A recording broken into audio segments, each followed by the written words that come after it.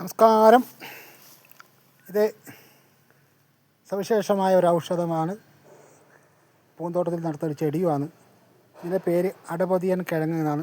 ഇത് വള്ളിക്ക് പടക്കും.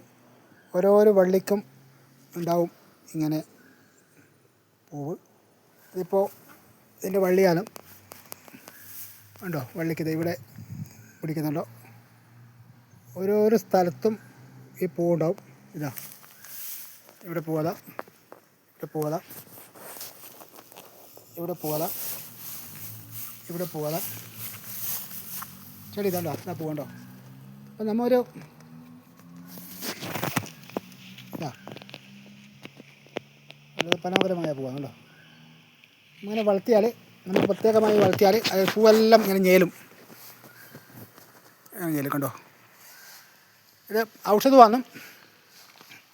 പ്രസവിച്ച സ്ത്രീകൾക്ക് പാലില്ലെങ്കിൽ അതിന് കൊടുക്കുന്ന ഔഷധമാണ്. ഇതിൻ്റെ വേര് പിന്നെ സുഗന്ധദ്രവ്യങ്ങളിൽപ്പെടുന്നതാണ്. ഇതിൻ്റെ വേരിന് ഭയങ്കര വിലയുണ്ട്. എല്ലാ ഔഷധങ്ങളിലും നമുക്ക് ഇതിൻ്റെ വേര് കൂട്ടുന്നുണ്ട്, പ്രധാനപ്പെട്ട ഔഷധങ്ങളിൽ. അപ്പോൾ ഇതിപ്പോൾ നമ്മൾ കാസർഗോഡ് ജില്ല ഉള്ളരിക്കുണ്ട് താലൂക്ക് വിളിച്ചത് മുരളീധരൻ കമ്പിക്കാത്ത് വിളിച്ചതാണ്.